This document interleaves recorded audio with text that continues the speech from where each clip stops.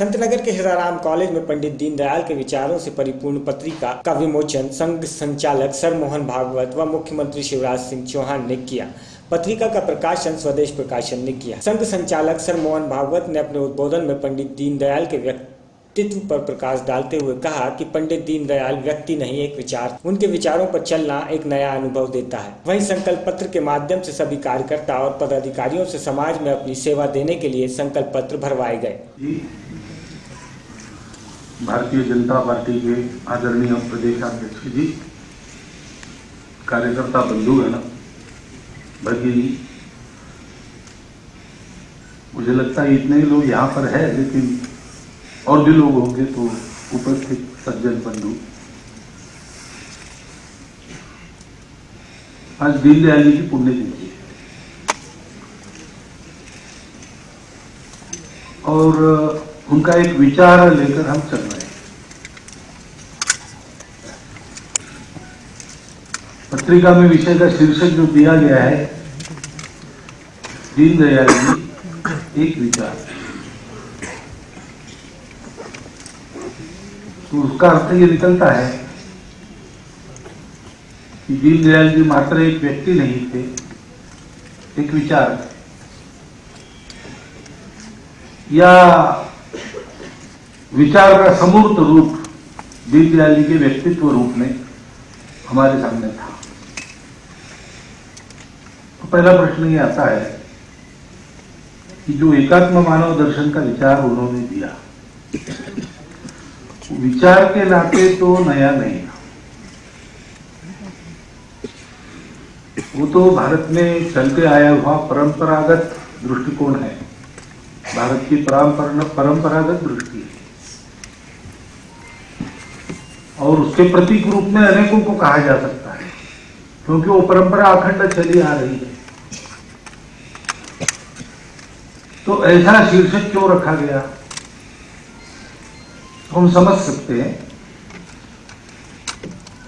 कि दृष्टि तो पुरानी रहती है, परंतु देशकाल परिस्थिति के अनुसार समय समय पर उस विचार का नए रूप में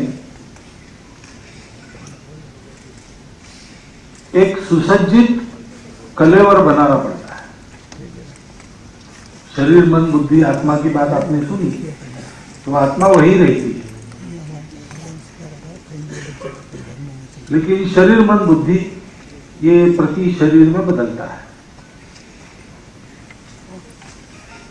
तो दीनदयाल जी ने जो विचार दिया है वो अपनी भारतीय विचार परंपरा का काल सुसंगत प्रगटीकरण है। सरसंघ चालक श्रीमान मोहन राव भागवत जी, भारतीय जनता पार्टी के प्रदेश के अध्यक्ष आदरणीय श्रीमान नंद कुमार सिंह चौहान जी, आदरणीय अजय जी, सभी वरिष्ठगण, बहनों और भाइयों, आज 11 फरवरी पंडित दीनदयाल उपाध्याय जी की पुण्यतिथि है। सबसे पहले हम उनके चरणों में श्रद्धा के सुमन अर्पित करते हैं। आत्मनो मोक्षार्थ जगत हिताय किया, उनके सारे जीवन को अगर हम देखें तो एक सन्यासी का जीवन था। आत्मा के मोक्ष और जगत के कल्याण के लिए, जगत के हित के लिए उन्होंने अपने आप को समर्पित किया था। हम सबका सौभाग्य है, हम सब जानते हैं, हम एक विचार परिवार के अंग हैं।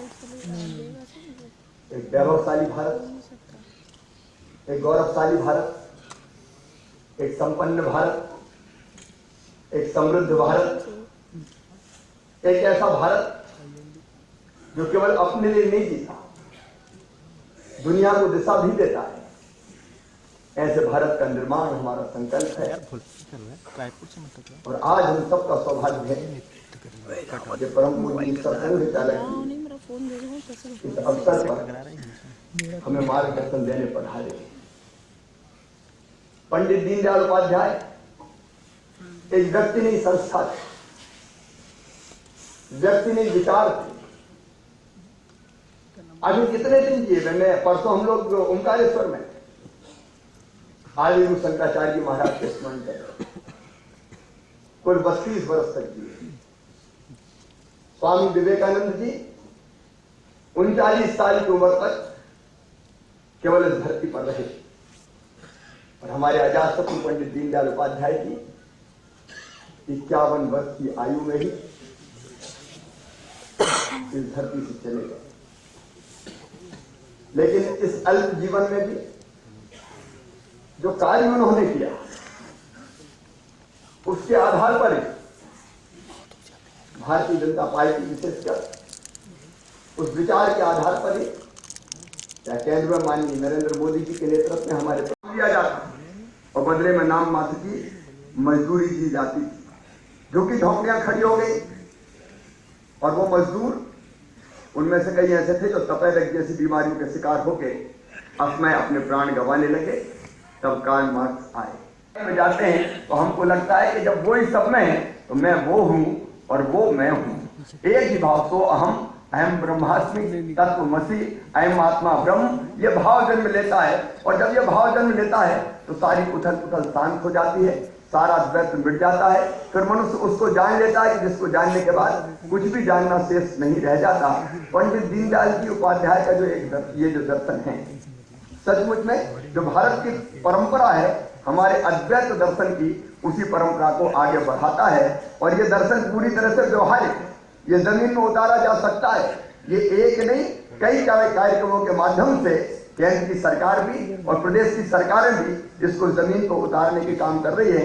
और मेरा अपना विश्वास है सचमुच में, उस दिन जब शंकराचार्य जी महाराज का हम लोगों ने स्मरण किया तो अद्वैत वेदांत के आधार पर एक संस्थान बनाने का विचार मन में आया ओंकारेश्वर की धरती पर, ताकि व्यवहारिक वेदांत के रूप में कैसे लोगों की जिंदगी वो विचार बदले। ये अगर विचार मन में आ जाए कि एक ही आत्मा सब में है तो सारे भेदभाव मिट जाते हैं, बड़ा छोटा खरा खोटा ये सारे के सारे भेद मिट जाते हैं। और काम करने का जो तरीका है वो तरीका भी बदल जाता है, वो सोच भी बदल जाता है। और उस तरीके और सोच के कारण संपूर्ण जिंदगी हमारी बदल सकती है। और जब मध्य प्रदेश में अगर आनंद विभाग ने अपने रचना की तो इसी विचार के कारण की कि व्यक्ति कैसे प्रसन्न रहे, कैसे आनंदित रहे, इसलिए विभाग का अलग से गठन इसी सोच को लेकर किया। तो मुझे लगता है पंडित दीनदयाल उपाध्याय जी का ये विचार भौतिकता की अग्नि में दग्ध इस मानवता को शाश्वत शांति के पथ का दिग्दर्शन कराने में सक्षम है। उस विचार को पहले हम समझें, आत्मसात करें और अपने अपने कार्य क्षेत्र में जमीन पर उतारें, तो सचमुच में हम अपने अपने कार्य क्षेत्र में बड़ा काम कर पाएंगे। और राजनीतिक क्षेत्र के तो सभी कार्यकर्ताओं को इस विचार को समझना चाहिए और समझने के बाद आत्मसात करना चाहिए। और जो भी कार्य क्षेत्र हमारा है अलग अलग क्षेत्रों में, उसको जमीन पे उतारने का प्रयास करना चाहिए। मैं पंडित दीनदयाल उपाध्याय जी के चरणों में हम तो फिर एक बार उनका पुण्य स्मरण करते हुए प्रणाम करते हैं और संकल्प यही करते हैं कि उनके विचारों को जमीन पर साकार करने की क्षमता परमात्मा हमें दे। बैरागढ़ से संजना प्रियानी की रिपोर्ट।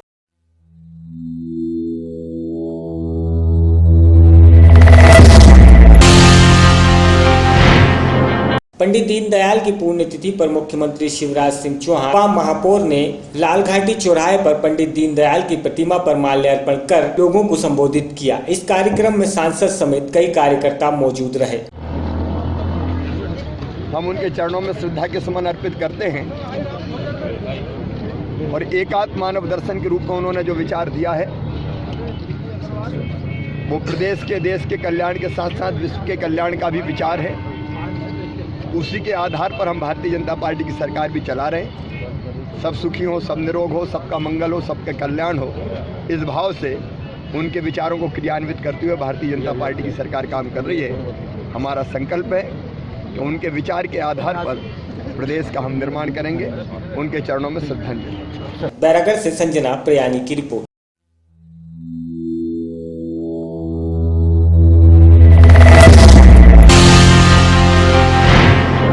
जहां एक तरफ प्रदेश में मुख्यमंत्री आदिवासी महिलाओं पर हो रहे अपराधों के लिए अपने मंच से कड़ी कार्रवाई के लिए कहते हैं, तो वहीं प्रदेश में आदिवासी महिलाएं रोजाना अभद्रता का शिकार हो रही हैं। इस हेतु गोंडवाना समग्र पार्टी आंदोलन ने आज पत्रकारों से चर्चा कर कहा कि मध्य प्रदेश सरकार प्रदेश के आदिवासियों का अपमान कर रही है, अन्याय अत्याचार करने वाले अपराधियों को संरक्षण देकर बचाने का प्रयास कर रही है। गुलजार सिंह मकरान ने कहा है कि मंडला जिले में शासकीय हाई सेकेंडरी स्कूल के हारपुर में आदिवासी वर्ग की महिला मंजुलता मसराम अध्यापिका के पद पर पदस्थ थी एवं इसी विद्यालय में विजय पांडे अध्यापक के पद पर पदस्थ थे।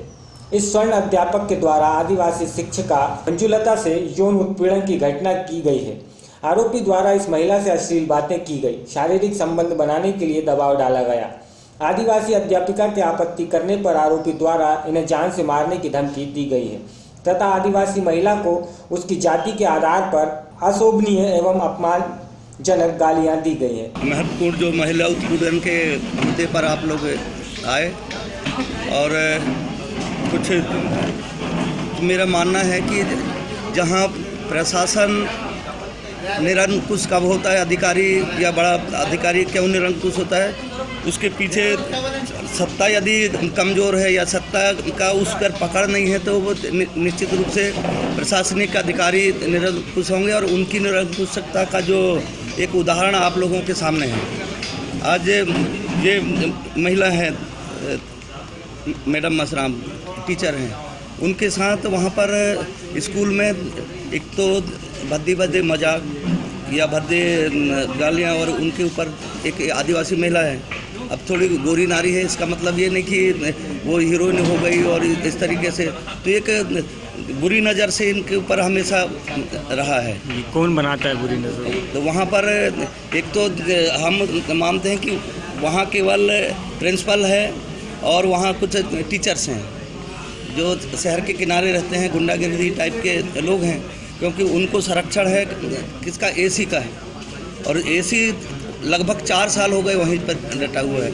और वो एसी शुक्ला जी हैं, वो क्या करते हैं, जो गुंडे बदमाश टाइप के मास्टर हैं या उनके चहेते मास्टर हैं, उनको 20 किलोमीटर के अंदर के दायरे में उनकी नियुक्ति कर बैठे हैं, और जो सीधे साधे हैं, भोले भाले टाइप के लोग हैं, ऐसे मास्टरों को जंगलों में भेजा के रखे, क्योंकि इनसे कुछ आता होगा, इनसे कुछ मिलता होगा, इसलिए तो इस तरीके से मास्टर लोग इतने निरंकुश हो गए कि इनके इज्जत के ऊपर भी खेलने को आमादा हो गए। और तब जाके कहीं इनके माध्यम से रिपोर्ट दर्ज करने का प्रयास हुआ, तो वहाँ एसपी वहाँ खुद मिला, उनके रिश्तेदार हैं शुक्ला जी के, एसी के, शिक्षा विभाग के, वहाँ एसी खुद है और वहाँ उसका रिश्तेदार वहाँ ये अपने स्कूल में है।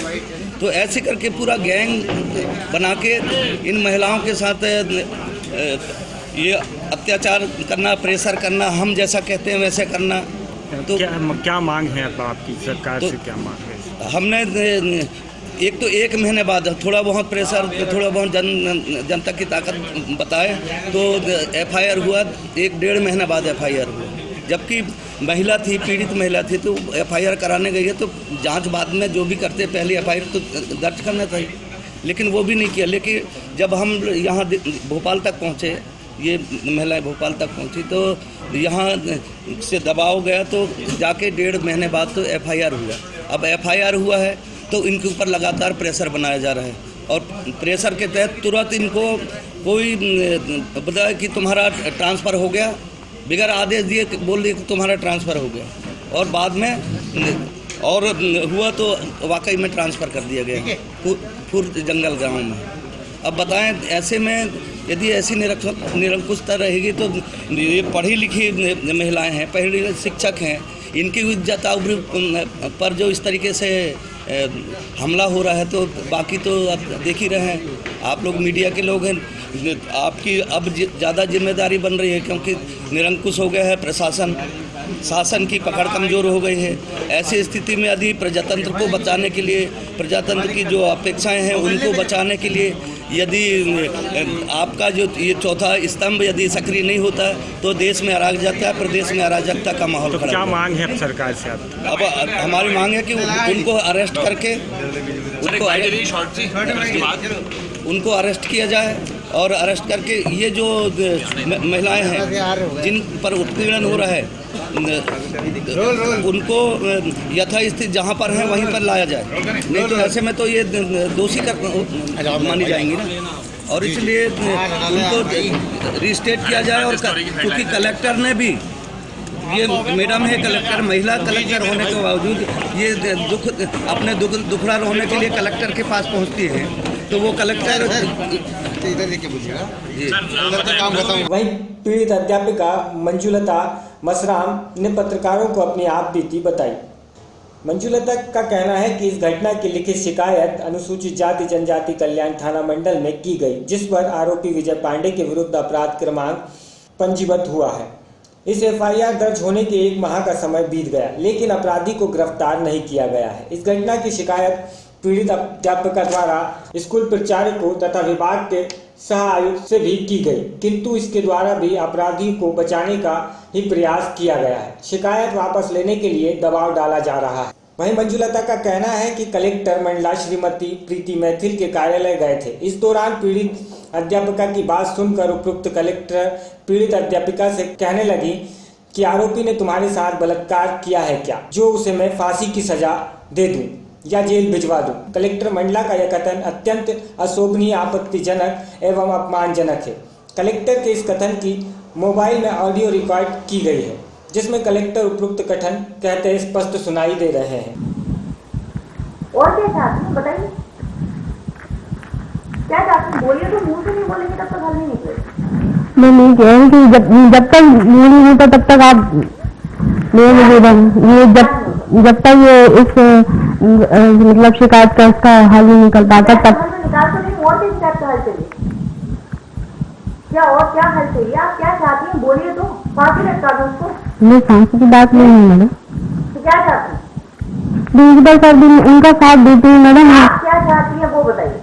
बस ये कि बस मुझे न्याय चाहिए। न्याय मतलब क्या? उसको फांसी चढ़ा दूं?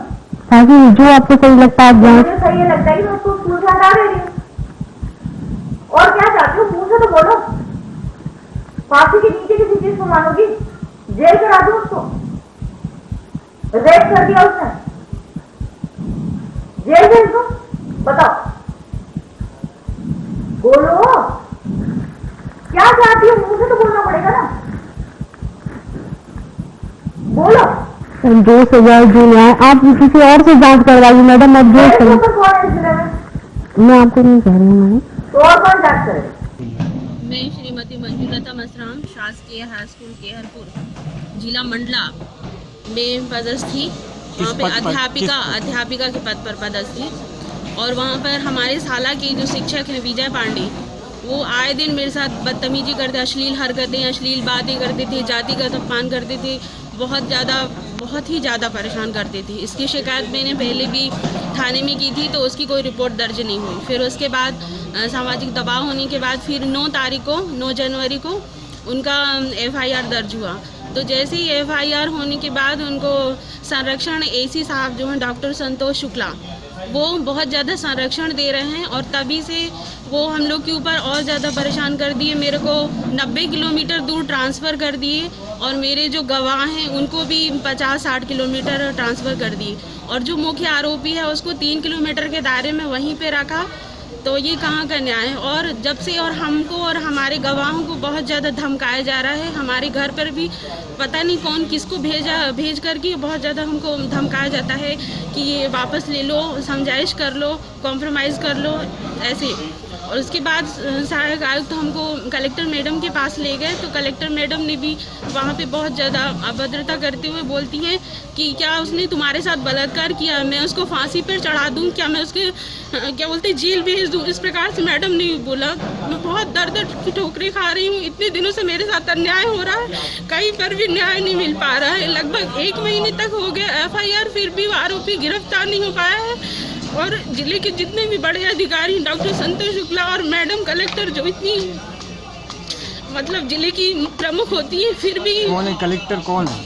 प्रीति मैथिल और डॉक्टर संतोष शुक्ला एसी साहब, ये सभी लोग सारे व्यक्ति उनके साथ मिले हुए हैं और बिल्कुल मुझे न्याय नहीं मिल पा रहा। इतने दिनों से मैं परेशान हूँ और एक न्याय की गुहार लगा रही हूँ। एक आदिवासी जिले की होकर के, आदिवासी महिला होकर के मेरे साथ बिल्कुल भी न्याय नहीं हो पा रहा है। तो अब आपकी क्या मांग है? मेरी मांग तो यही है कि आरोपी को गिरफ्तार कर दिया जाए और जो उसका संरक्षण दे रहा है, जो उसका बचाव कर रहा है, उनको उनके साथ कड़ी कार्रवाई हो और मुझे न्याय मिले बस। वहीं पीड़िता ने सरकार से इस पूरे मामले की निष्पक्षता से जांच करने की गुहार लगाई है।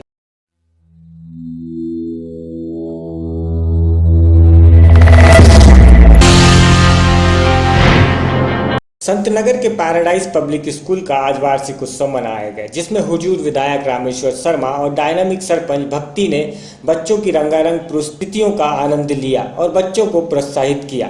और आज हमारे विद्यालय पैराडाइज पब्लिक स्कूल का एनुअल डे सेलिब्रेशन है। हमारे चीफ गेस्ट आदरणीय विधायक बहुत व्यस्त रहते हुए भी रामेश्वर शर्मा जी हमारे बीच में कुछ वक्त के लिए आए और हमारी आज की विशेष अतिथि थी भक्ति शर्मा, जो सरपंच हैं और बहुत ही डायनामिक पर्सनालिटी हैं। मकसद ये था उन्हें बुलाने का कि हमारे प्रधानमंत्री मोदी जी देश में स्वच्छता और देश को बहुत जो उन्होंने सपनों का भारत देखा है, उस सपने के भारत के उनके सपने को साकार करने के लिए हम अपने बच्चों को ब्रांड एम्बेसडर मानते हैं उस चीज़ का। और बच्चों के माध्यम से हमने सोसाइटी को ये मैसेज दिया कि किस तरह से हम अपने आसपास का माहौल को स्वच्छ रख सकते हैं, साफ रख सकते हैं और किस तरह से हम सिद्धांतों पर चलकर वैल्यूज़ को अपने लाइफ में लेते हुए किस तरह से ज़िंदगी गुजार सकते हैं। बच्चों ने इन मैसेजेस को देते हुए बहुत अच्छे परफॉर्मेंसेस यहाँ पर दिए हैं, जिन्हें आपने देखा। कितनी परफॉर्मेंसेस हुई हैं इसमें? परफॉर्मेंसेस अभी तक करीब 8 परफॉर्मेंसेस हैं हमारी, जिनमें 4 हो चुकी हैं, 4 अभी होना बाकी। और यहाँ हमने अभिभावकों के लिए एक क्विज कंपटीशन भी रखा है, जिसमें पूरे अभिभावकों का उसमें पार्टिसिपेशन। विगत कितने वर्षों से ये फंक्शन किया जा रहा है? फंक्शन तो हर वर्ष किया जाता है, प्रतिवर्ष हम करते हैं।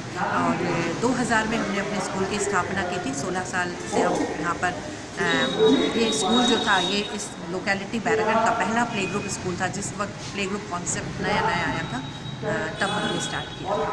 तो सरपंच की शर्मा की तरफ से बहुत बहुत नमस्कार। क्योंकि प्रोग्राम जो है वो छोटे छोटे बच्चों का है, तो जितने भी लोग यहाँ सुन रहे हैं, आप सबसे कहना चाहूँगी कि अपने बच्चों को निडर बनाइए, उनके अंदर से डर को हटाइए और आप देखिएगा कि वो हिंदुस्तान के एक जिम्मेदार नागरिक बनेंगे। और अपने बच्चों के अंदर की जो एनर्जी है उसे एक ही काम में लगाएं, उनकी क्रिएटिविटी को समझें, किस फील्ड में आगे जाना चाहते हैं उनको उसी फील्ड में बढ़ावा दें। क्योंकि आज हिंदुस्तान में सिर्फ डॉक्टर्स और इंजीनियर्स ही सब लोग नहीं बनना चाहते, मगर सब फील्ड्स के अंदर पैसे के साथ साथ बहुत ज़्यादा इज्जत भी, और वो अपनी उस क्रिएटिविटी के साथ अपने भोपाल का ही नहीं पूरे हिंदुस्तान का नाम शुमार कर सकते हैं। आज की लड़कियों को आप क्या मैसेज देंगी?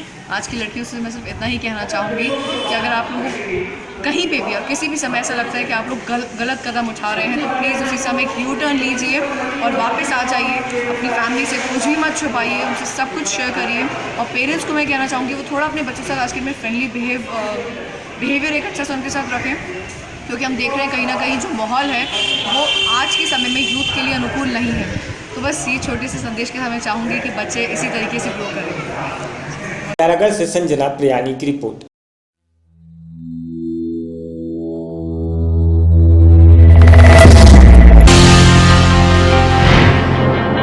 एसके मिनर फर्जीवाड़े में सूत्रधार मावेंद्र मिस्त्री को लोकेशन ट्रेस करने के बाद पुलिस टीम गिरफ्तार करने रवाना की गई। अंततः पुलिस ने लोकेशन के आधार पर आरोपी को पकड़ने में सफलता हासिल की है। फर्जीवाड़ा करते हुए लोगों में फर्जी अकाउंट खोले रखते थे और फर्जी खातों के जरिए करोड़ों का लेन देन कर रहा था। पुलिस को मिली सफलता। पुलिस ने बताया है कि मानवेंद्र मिस्त्री पन्ना जिले के ग्राम बड़गाड़ी थाना ब्रजपुर का रहने वाला है। कटनी में फर्जीवाड़ा करते हुए करोड़ों का आसामी बन गया। एसके मिनरल्स के नाम से आने के बाद पुलिस की जांच में फर्जीवाड़े का खुलासा हुआ था। एसपी शशिकांत शुक्ला ने मीडिया से बात की। मानवेंद्र मिस्त्री को पुलिस ने किया गिरफ्तार। रजनीश तिवारी के खाते से 400 करोड़ का हुआ ट्रांजैक्शन। मानवेंद्र मिस्त्री द्वारा और भी खाते इस बैंक में खोले गए हैं। संभवतः फर्जी खातों का मास्टरमाइंड मानवेंद्र मिस्त्री को पुलिस ने गिरफ्तार कर 5000 करोड़ के हवाला कांड मामले का मास्टरमाइंड बताया है। कटनी से यश खरे की रिपोर्ट।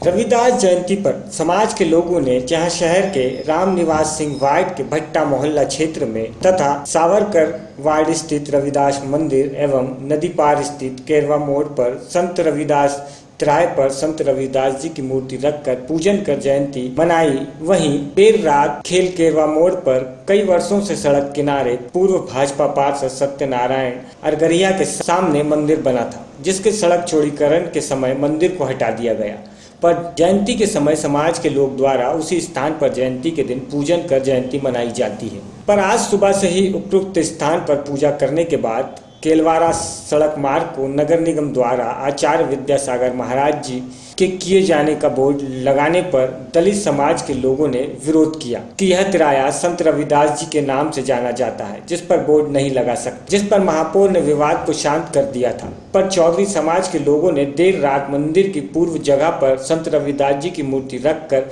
पूजन कर ही रहे थे कि पुलिस को किसी ने सूचना दी कि समाज के लोग मंदिर का निर्माण कर रहे हैं, जिस पर कोतवाली पुलिस के साथ कुटला थाना प्रभारी शशिकांत शुक्ला, एसडीएम कटनी एवं नगर निगम के अतिक्रमण दस्ते के कर्मचारी भी मौके पर पहुंच गए। पुलिस द्वारा सड़क पर मूर्ति रखकर पूजन करने पर ऐतराज जताने पर समाज के लोग नहीं माने, जिस पर पुलिस ने हल्का लाठी बल प्रयोग किया, जिस पर महिलाओं को चोट लगी, जिनका जिला अस्पताल में इलाज चल रहा है। वहीं भारी पुलिस बल के बीच पुलिस ने संत रविदास जी की मूर्ति को उठाकर नगर निगम कर्मचारियों के साथ भिजवा दिया। आज संत रविदास जी की जयंती थी, तो हम लोग अपने 50 से 60 साल पुराना मंदिर जहाँ पर था उसको अतिक्रमण में तोड़ दिया गया, वहीं पर हम लोग हर साल जयंती मनाते थे। पर इस बार कुछ असामाजिक तत्व, कुछ भाजपा के लोगों ने मिलकर इसको जयंती को ना मनाने के लिए, हम लोग को नहीं मनाने देने के लिए पुलिस प्रशासन के द्वारा हम लोग के ऊपर लाठियाँ भंजवाई, जिससे हमारे कई लोग घायल हो गए जो अभी भी एडमिट हैं। और हम लोग सिर्फ अपनी पूजा पाठ कर रहे थे, लेकिन हम लोग की बात किसी ने नहीं सुनी, उल्टा हम इन लोग को गाली गलौज करके वहाँ से हटा दिया गया। हम लोग को पूजा पाठ नहीं करने दी। भाजपा के ऐसे कौन नेता है? सत्यनारायण अग्रहरी जी हैं जो भाजपा के हैं, और भाजपा के कुछ और नेता भी थे उनके साथ, जो आकर के हमारे संत रविदास तिराहा का नाम ही खत्म करके विद्यासागर महाराज मार्ग रखवाना चाह रहे थे, जिसके बारे में विवाद हुआ। हम लोगों ने इसका विरोध किया और बदले में हम लोग को सिवाय लाठियाँ, गाली, जूतों के अलावा कुछ नहीं किया। हम लोग यही सम्मान। क्या नाम है आपका? जितेंद्र अहिरवार। कटनी से यश खरे की रिपोर्ट।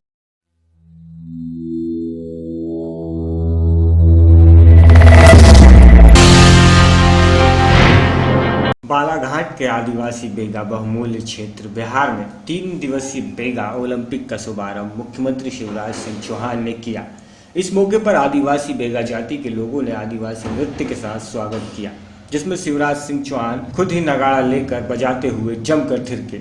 इस डांस में कृषि मंत्री गौरीशंकर बिसेन ने भी साथ दिया। इस बेगा ओलंपिक में 6 जिलों के खिलाड़ी भाग ले रहे हैं। इसके बाद सभा को संबोधित करते हुए शिवराज सिंह चौहान ने कहा कि नाबालिगों के साथ दुष्कर्म करने वाले आरोपियों को फांसी की सजा मिलनी चाहिए। इसके लिए कानून बनाने के लिए राष्ट्रपति से मांग करेंगे। सभा को संबोधित करते हुए मुख्यमंत्री ने बेगा जाति के लोगों की गिरती हुए जनसंख्या पर चिंता जताते हुए बेगा जाति के ग्रामीणों की नसबंदी न करने की बात कही। इस अवसर पर जिले की जनसत्ता को करोड़ों रुपए के विकास कार्यों की सौगात भी दी, जिसमें जालमा खंड नगर पालिका को पेयजल संरचना के लिए लगभग 22 करोड़ रुपए के साथ ही बिहार चिकित्सा को 100 बेड का करने की घोषणा भी की। बालाघाट से मुकेश भट्ट।